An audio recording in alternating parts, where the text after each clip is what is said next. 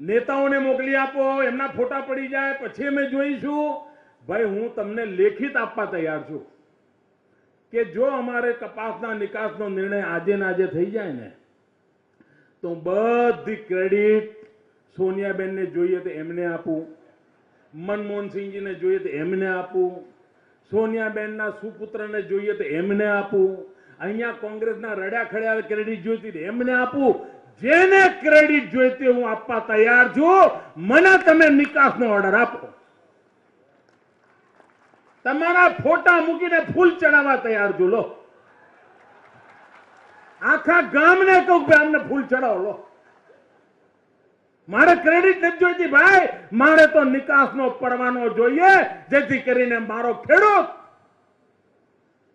જેને કાળી મજૂરી કરી છે, ધોમ ચકતા તાપમાં કાળી માટી ખેડી છે ને અને સફેદ રૂ પકવ્યું છે ભાઈ, તમે એને બરબાદ કરવા નીકળ્યા છો અને દિલ્હીની સલ્તનત સાંભળી લે. આ ગુજરાત લાંબો સમય સહન નહીં કરે. અમારા ગુજરાતના ખેડૂતોને બરબાદ કરવાના તમારા કોઈ કારસા તમને છોડશે નહીં, લખી રાખજો. આ ગુજરાતના ખેડૂતનું ત્રીજું નેત્ર જો ખુલ્યું ને તો બધા અટકચાળા કરનારો ભસ્મીભૂત થઈ જવાના છે ભાઈઓ. હા બરબાદી કરવાની, આવું રાજકારણ? ખેડૂતના પેટ પર પાટા મારીને રાજકારણ કરો છો? દુઃખ થાય છે મિત્રો. કોઈ દેશ એવો ન હોય કે જે દેશનો વડો અને દેશની બડી સરકાર એના પોતાના નાગરિકો બરબાદ થાય એવા કારસા કરે અને કારણ નથી આપતા. મેં એમને પૂછ્યું તમે કારણ તો કહો, તમે નિકાસ કેમ બંધ કરી છે? મારો ખેડૂત મરી રહ્યો છે અને હવે શું કરવાના તમે જોજો. ખેડૂતના ઘરમાંથી કપાસ જતો રહે, માલે તુજારને ત્યાં પહોંચી જાય, ખેડૂતે બિચારાએ 1400 ના બદલે 700 વેચી માર્યો હોય અને પેલાને અઠવાડિયા પછી નિકાસનો ઓર્ડર આપશે એટલે માલ કોણ ખાશે? પેલો વચેટિયો. આ વચેટિયા જોડે એમનો તાલમેલ છે ભાઈઓ, એટલા માટે નિકાસ કરવા નથી દેતા અને એના કારણે ખેડૂત લૂંટાઈ રહ્યો છે. એટલા માટે અમારો આક્રોશ છે. આ શરદ પવાર મહારાષ્ટ્રમાં કોઈ સુગર ફેક્ટરી બંધ થઈ જાય તો દિલ્હીની તિજોરીમાંથી કરોડો રૂપિયાના આધણ કરાવે અને ત્યાં સુગર ફેક્ટરીઓ ચાલુ કરવા માટે દિલ્હીની તિજોરીમાંથી રૂપિયા નાખે. અમારે ત્યાં ગુજરાતમાં કોઈ સુગર ફેક્ટરી બંધ થઈ હોય અમે કહી કહીને થાકીએ, કાણી પાણી આપવા તૈયાર નથી ભાઈઓ. આઠ લોકો જવાબદાર છે, આઠ લોકો જવાબદાર છે ભાઈઓ. આ ઓરમાયું વર્તન કરે છે, ગુજરાતને બારોબાર અન્યાય કરે છે. ભાઈઓ બહેનો, ગુજરાતે જેમ ખેતી ક્ષેત્રે ક્રાંતિ કરી છે એની સાથે હવે આપણો પ્રયાસ એ છે કે આપણે અહીંયા અટકવું નથી, આપણે મૂલ્ય વૃદ્ધિ તરફ જવું છે, આપણે ગુણાત્મક પરિવર્તન લાવવું છે. અહીંયા જે ખેડૂત આવ્યા ને, જેમને ઇનામ આપ્યા, એમને હું પૂછતો હતો, મને આનંદ થયો સાહેબ. ગામડાના ખેડૂતો એવા પ્રયોગો કર્યા છે, ગ્રીન હાઉસ સફળતાપૂર્વક કર્યા છે અને દૂર દૂરના ખેડૂતો પોતાના ખર્ચે ખેતરોમાં જઈને નિદર્શન જોવા જાય છે. ટપક સિંચાઈથી જીરું પકવાનો સફળ પ્રયોગ આ કચ્છ કાઠિયાવાડના ખેડૂતોએ કર્યો છે અને મેં એમને કહ્યું કે જેમણે જીરું પકવ્યું છે ટપક સિંચાઈથી, મારી જોડે ચાલો ઉત્તર ગુજરાતના ખેડૂતોનું બોલાવો અને તમે એમને સમજાવો કે ટપક સિંચાઈથી જીરું પકવી શકવાય. નહીં તો કેટલાક લોકોનો મત એવો છે કે ટપક સિંચાઈથી તો કેળા જ પકાય, બીજું ના પાકે. અરે ભાઈઓ, ડાંગર પણ ટપક સિંચાઈથી પાકી શકે છે, સ્પ્રિંકલરથી પાકી શકે છે. અને હમણાં બનાસકાંઠાના ખેડૂતોએ ક્રાંતિ કરી, એમણે ટપક સિંચાઈથી બટાકા પકવ્યા. પહેલા એમના બટાકા બહેનો શાકભાજી માટે લેતી હતી અને એમાં 10 બટાકા જુએ અને 4 બાજુ મૂકા, સારું નથી રહેવા દો, બીજા જ લે. આવું થતું હતું. બટાકાની લારીમાં જાય લેવા, આ લે ના મૂકે એવું ચાલે ને પેલો પૈસા બાપા કે ના ના વાંધો નહીં, સારું જ બેન લેતા જાઓ. બટાકા બહેનોએ ન ખરીદે એવી આપણી દશા હતી. શાકભાજીમાં વપરાય એટલા વપરાતા હતા. ભાઈઓ, ટપક સિંચાઈના કારણે જે બટાકા જે બનાસકાંઠાનો ખેડૂત પકવે છે, એ બટાકા કેનેડાના બજારમાં વેચાય છે, કેનેડાના બજારમાં, અને એમાંથી વેફર બને છે, ચીપ્સ બને છે અને દુનિયાના બજારમાં વેચાઈ રહી છે. મારો ઈરાદો એ છે કે આ બટાકાની ચીપ્સ પણ ગુજરાતમાં જ બને, વેફર પણ ગુજરાતમાં બને અને મૂલ્ય વૃદ્ધિ કરીને દુનિયાના બજારમાં વેચાય, ત્યાં સુધી મારે લઈ જવું છે. મારો ખેડૂત ટમેટા પકવે અને કેચઅપ બીજો બનાવે, મારે મૂલ્ય વૃદ્ધિ કરવી છે. ટમેટા અહીંયા પાકે તો એનો કેચઅપ પણ અહીંયા પાકે અને બોટલમાં અહીંયા જ બંધ થાય અને નટનટીઓના ફોટા સાથે દુનિયામાં વેચાય, એવો કેચઅપ મારે બનાવો. અમારો ખેડૂત કેરી પકવે અને અથાણું બીજું બનાવે ને બોટલોમાં ભરે અને કમાય બીજો ના. મારો ખેડૂત કેરી પકવે તો અથાણા પણ કારખાના અહીંયા જ લાગે અને નટનટીઓના ફોટા સાથે દુનિયામાં અથાણા વેચાય, એ મારે સ્થિતિ છે. મૂલ્ય વૃદ્ધિ કરવી છે ભાઈઓ. જ્યાં સુધી આપણે દૂધ વેચતા હતા, કમાણી નહોતી થતી, દૂધમાં મૂલ્ય વૃદ્ધિ થઈ, ખેડૂતના ઘરમાં 2 પૈસા આપવા માંડ્યા. દૂધ વેચતા હતા ત્યાં સુધી સામાન્ય આવક થતી હતી, પણ દૂધીમાંથી શ્રીખંડ બનવા માંડ્યા, દૂધમાંથી દહીં બનવા માંડ્યા, દૂધમાંથી જુદી જુદી ફ્લેવર વાળા દહીં બનવા માંડ્યા. હવે તો છાસના પણ પેકેટ વેચાવા માંડ્યા અને કઢીના પેકેટ વેચાવા માંડ્યા. દૂધની મૂલ્ય વૃદ્ધિ થઈ અને દુનિયાના બજારમાં વેચાવા માંડ્યા. એરંડા દિવેલ બજારમાં વેચાય નહીં, એરંડા વેચે તો પૈસા મળે નહીં.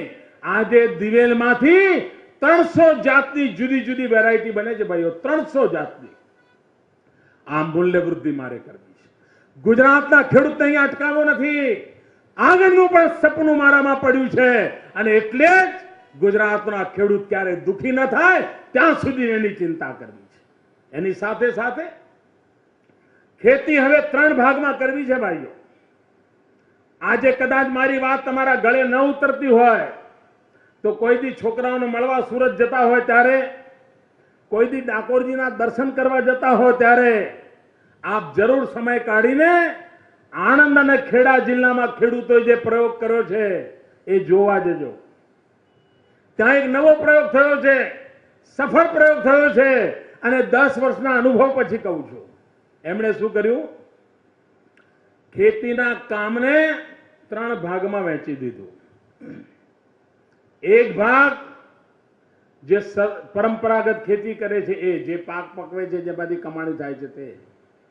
બીજો ભાગ ખેતરના શેઢા ઉપર એમણે વૃક્ષોની ખેતી ચાલુ કરી છે અને સરકારી ચોપડે નોંધાવીને ચાલુ કરી છે.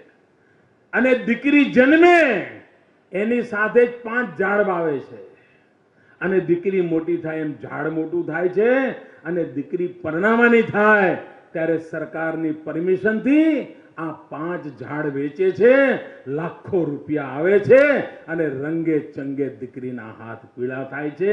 શેઢા ઉપર ઝાડની ખેતી શરૂ કરી છે અને નોંધાવીને કરો તો એ ઝાડ વેચવા માટેની સરકાર પરવાનગી આપે છે અને એ લાકડામાંથી મોટી આવક થતી હોય છે. અને ત્રીજો ભાગ એમણે શરૂ કર્યો છે પશુપાલનનો. ભાઈઓ, કચ્છ સૌરાષ્ટ્રમાં ધીરે ધીરે પરંપરાગત ખેતી સાથે સાથે આપણે વાડ કરવાને બદલે ત્યાં ઝાડ વાવવાની દિશામાં જઈએ અને વધુમાં વધુ આવક થાય એવા ઝાડ વાવવાની દિશામાં જઈએ અને પશુપાલનને પોતાનો ગૃહ ઉદ્યોગ બનાવીએ. ભાઈઓ બહેનો, પશુપાલનને કારણે આજે ગુજરાતની અંદર ગયા 10 વર્ષમાં 60% વૃદ્ધિ થઈ છે. 10 વર્ષમાં 60%, એટલે આખા હિન્દુસ્તાનનો મોટો મિરેકલ છે, એક મોટો અજુબો છે. એમાં હજુ આગળ વધવું છે અને એટલા જ માટે આ સરકારે કૃષિ યુનિવર્સિટીઝના ડેરી ઉદ્યોગના શિક્ષણ માટે 200 કરોડ રૂપિયા વધુ ફાળવવાનો નિર્ણય કર્યો છે. 200 કરોડ રૂપિયા. એટલું જ નહીં, કચ્છ સૌરાષ્ટ્રની બધી ડેરીઓ ફરીથી જીવતી કરવા માટેનું અભિયાન ઉપાડ્યું છે. હમણાં અમારા દિલીપભાઈ રૂપાલાજીના નેતૃત્વમાં અમરેલી જિલ્લાની અંદર અમે ડેરીના કામની અંદર બળ આપ્યું. આજે ગામડે ગામડે સાંજ પડે દરેક માતાના હાથમાં 150 રૂપિયા, 200 રૂપિયા, 250 રૂપિયા દરેક ઘરમાં માતાના હાથમાં આવતા થયા છે. પશુપાલનનું કામ માતાઓ કરી રહી છે. અને હમણાં એક પ્રયોગ કર્યો, એનિમલ હોસ્ટેલ. ગામના છેવાડે પશુઓ માટેની હોસ્ટેલ બનાવી, છાત્રાલય બનાવ્યું. ગામના બધા ઢોર ત્યાં રહે છે અને કુટુંબના લોકો વારાફરતી જઈને સેવા કરે છે. આખું ગામ ચોખ્ખું, ગામમાં ઉકરડો નહીં. ઘરની આગળ થોડી જગ્યા હોય ને 3-4 ઢોર સાંકળ માકડ બાંધી રાખ્યા હોય, એને ચાલવા માટેની જગ્યા ન મળતી હોય, એ બધો રોગચાળો ગયો. 800 પશુઓ રહે એવી હોસ્ટેલ બનાવી છે. હજુ તો 2 જ મહિના થયા છે. 2 મહિનામાં પૂરતું પાણી, પૂરતી માવજત, પૂરતો ચારો, એનું પરિણામ એ આવ્યું છે કે મોકળાશ મળવાને કારણે 20% દૂધના ઉત્પાદનમાં વધારો થયો. બોલો, 100 રૂપિયાનું દૂધ જતું હતું, 120 રૂપિયાનું દૂધ જવા માંડ્યું. સીધે સીધો લાભ આ સામાન્ય ખેડૂતને થવા માંડ્યો. એટલે આપણે બીજું ધ્યાન કેન્દ્રિત કર્યું છે પશુપાલનમાં. પ્રયોગો કરી રહ્યા છે. કરોડો રૂપિયા ખર્ચીને ઉત્તમ પ્રકારના બિયારણો તૈયાર કરવા માટેનું કામ કરી રહ્યા છે. ભાઈઓ બહેનો, ગુજરાતના ગામડા ખંડી રહ્યા છે. આ 40-45 ડિગ્રી તાપમાન હોય, ધોમધકતો તાપ પડ્યો હોય, પોતાનું કામ હોય ને તો સાહેબ વેપારી દુકાન ના ખોલે. આપણને ખબર છે, કોઈ દી બપોરે રાજકોટમાં 1 વાગે જાઓ દુકાન ખુલ્લી મળે? ભાઈ, સૌરાષ્ટ્રના કોઈ શહેરમાં બપોરે 12 થી 4 દુકાન ખુલ્લી મળે? બધા આરામ કરવા જાય. પોતાનો ધંધો હોય તોય આરામ કરવા જાય. ભાઈઓ બહેનો, આ સરકાર 40-45 ડિગ્રી તાપમાન છે, ધોમધકતો સૂરજ છે, કેરીની સીઝન છે, એમાં કેસર. સાહેબ, કેરી ખાઈને બપોરે ઊંઘવાનું મન થાય કે ના થાય? દરેકને થાય. એવા કપરા સમયમાં 8 વર્ષથી આ સરકાર ધોમધકતા તાપમાં 1 લાખ જેટલા સરકારી કર્મચારીઓ, કર્મયોગી ભાઈઓ, સરકારના અધિકારીઓ ગુજરાતના ગામડા ખૂંદી રહ્યા છે, ખેતરોમાં ધૂળ ફાંકી રહ્યા છે, કૃષિ મહોત્સવ લઈ જઈ રહ્યા છે, ખેડૂતો સાથે બેસીને ખેતીના વિકાસ માટેની વાત કરી રહ્યા છે. ભાઈઓ, આ એક તપસ્યાનો યજ્ઞ છે.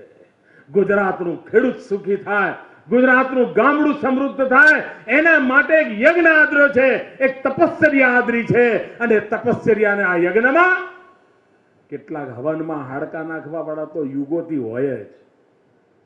હવનમાં હાડકા નાખવા વાળાની ચિંતા છોડો, આ યજ્ઞમાં ભાગીદાર બનો અને કૃષિની ક્રાંતિ જે કરવી છે એમાં આપ જોડાઓ. ભાઈઓ બહેનો, મને અહીં આવવામાં મોડો થયો. મોડો એટલા માટે નથી થયો કે હું અહીં મોડો આવ્યો હતો, પણ મને અહીંયા જે પ્રદર્શન લાગ્યું છે એ જોવામાં એવો રસ પડ્યો. ભાઈઓ, એક સ્ટોલ પર એટલી સરસ માહિતી મૂકી છે, એટલી બધી ચીજો નવી જાણવા માટેની મૂકી છે. અહીં આવેલા બધાને મારી વિનંતી છે કે આ પ્રદર્શન માત્ર જોઈને જતા નહીં, પ્રશ્નો પૂછીને સમજવાની કોશિશ કરજો. આ સરકાર આપણે પૂરી માહિતી આપવા માંગે છે, પૂરી મદદ કરવા માંગે છે. આપની સાથે પડખે પડખો ઉભો રહીને આપના ખેતરમાં હરિયાળી આવે એની ચિંતા કરવા માંગે છે. અને એના માટેનો આ કૃષિ મહોત્સવ છે. 1 મહિનાની આ તપસ્યા આવનારા દિવસમાં ગુજરાતને નવી કૃષિની ક્રાંતિ તરફ લઈ જશે એવો મારો પૂરો વિશ્વાસ છે. આપ સૌને આવનારું વર્ષ ખૂબ ઉત્તમ જાય. જેવો જોઈએ એવો વરસાદ પડે, જેટલો જોઈએ એટલો પડે, જ્યારે જોઈએ ત્યાં પડે, જ્યાં જોઈએ ત્યાં પડે, એવી માં ભોળાનાથ કૃપા કરે એ જ અપેક્ષા સાથે ઈશ્વરને વિનવીને આપનું ભલું થાય અને દિલ્હી આડે આવે તો પણ આપણે અટકીએ નહીં, એટલી શુભકામનાઓ સાથે જય જય ગરવી ગુજરાત.